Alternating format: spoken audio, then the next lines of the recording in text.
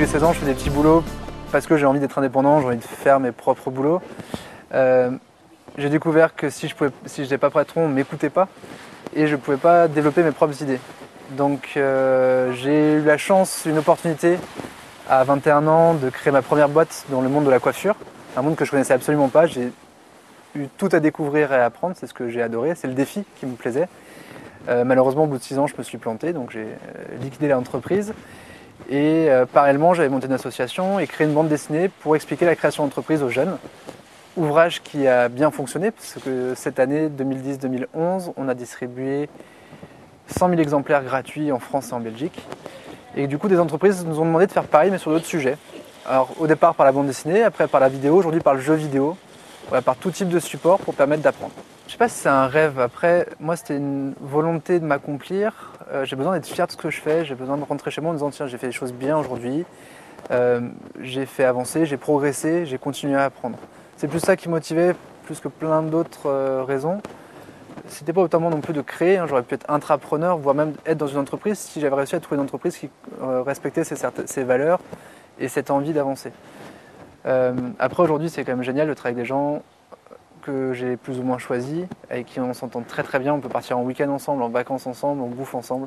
On a un bureau, on s'est mis un aquarium au milieu, on a une salle de jeu. Enfin, on s'est créé un univers où on est content de travailler. Et même à la fin de ma première boîte, j'étais plus heureux de travailler, j'y allais plus avec le sourire. Donc je l'ai quitté aussi pour cette raison-là.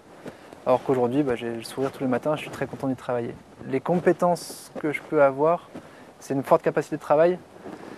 Je peux faire des grosses journées, une grosse envie et une certaine confiance en soi au moins de façade où il n'y a pas grand chose qui m'arrêtera. Je veux réussir et réussir ça veut dire continuer à avancer avec d'autres personnes. Multiples fois on était proche de la faillite. Un exemple tout bête, on démarre notre saison, donc dans les accessoires de coiffure on vendait beaucoup à Noël, on reçoit notre production et 100% de la production est défectueuse. On a notre gros salon de l'année qui est 10 jours après, on n'a pas le temps de retravailler les produits. Il faut qu'on parte sur le salon, on n'a pas de quoi vendre, on n'a rien à montrer. Donc ça, gros coup dur. Autre gros coup dur, on a signé notre plus gros contrat un jour avec un client. J'ai négocié avec la banque qu'elle nous avance l'argent parce qu'on ne pouvait pas gérer en termes de trésorerie. Pas de souci, on se tape dans la main. 2 mois après, le banquier avait changé et les conditions avaient changé aussi. Et on s'est retrouvé à découvert de 150 000 euros. Fichier Banque de France, plus le droit de faire des paiements, plus le droit de rien. Là, pendant 10 jours, on était morts. Tu fais tout, tu vas voir tout le monde. Je suis allé voir le directeur de la banque, j'ai activé les réseaux. Au final, j'ai appelé le client en pleurant, presque, et en disant j'ai réalisé votre commande, aujourd'hui je vais déposer le bilan. Est-ce que vous ne pourriez pas m'avancer l'argent? Ce que le client a fait avec grand plaisir, on va dire. Ne pas s'arrêter à la première difficulté, de toujours oser. Et tout est faisable en fait. C'est vraiment ma devise. Ils ne savaient pas que c'était impossible, alors ils l'ont fait. C'est vraiment ça. Tant qu'on ose, et on a souvent des très très bonnes surprises. Après, c'est un choix de vie, l'entrepreneuriat. Après, c'est un choix de vie risqué. C'est vrai qu'aujourd'hui, on est dans un monde qui change très très vite, qui est pas évident, où on a du mal à avoir un avenir clair. L'entrepreneuriat, c'est rajouter du risque par là-dessus. Moi, c'est ce qui me motive, c'est ce qui m'éclate. Après, c'est vrai que c'est une passion dévorante où je dors avec des post-it, je me réveille la nuit pour écrire des idées, pour ajouter des choses que je dois faire le lendemain. Cette nuit, je me suis couché à 4 heures, je me suis levé à 6. Ça fait aussi partie de l'entrepreneuriat, donc c'est vrai que ça peut faire peur, ce que je conçois, parce que c'est un investissement total, et personnel, et financier, et professionnel. Demain, je me plante à nouveau.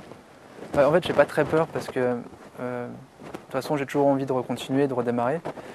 Mais c'est vrai que l'échec n'est pas valorisé. Moi, quand j'ai recréé la deuxième entreprise, des banques m'ont refusé d'ouvrir un compte. J'apportais de l'argent, ils m'ont dit non, vous n'ouvrez pas de compte, monsieur, parce que vous avez liquidé votre première entreprise.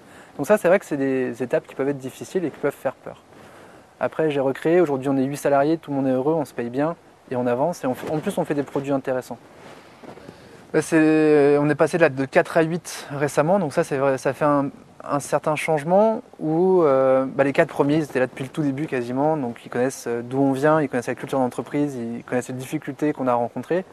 Là les nouveaux, faut les intégrer dans cette culture-là, il faut faire des efforts de formation, de management auxquels je n'ai pas été habitué et en plus de voir que les motivations ne sont pas tous les mêmes, donc ça c'est accepter la différence qui fait progresser, mais il y a une phase d'approche et de découverte qui est qui est à passer. Après, c'est ce que je veux, moi, c'est grandir raisonnablement. On ne veut pas dépasser 12 personnes. Donc une petite entreprise qui tourne bien, où on a tous un niveau de responsabilité intéressant. Aujourd'hui, on a accès à beaucoup d'informations, donc on veut comprendre pourquoi on fait les choses, pourquoi ça se passe comme ça. Donc comme dans les entreprises traditionnelles, il y a peu de transparence dans l'information. On a besoin ou on a plus envie de créer sa propre entreprise pour savoir pourquoi on le fait, pour donner du sens à son projet. Après, pour moi, c'est pas une question générationnelle. Aujourd'hui, tout le monde, quels que soient les âges, a envie de comprendre pourquoi il le fait, a envie d'être fier de ce qu'il fait.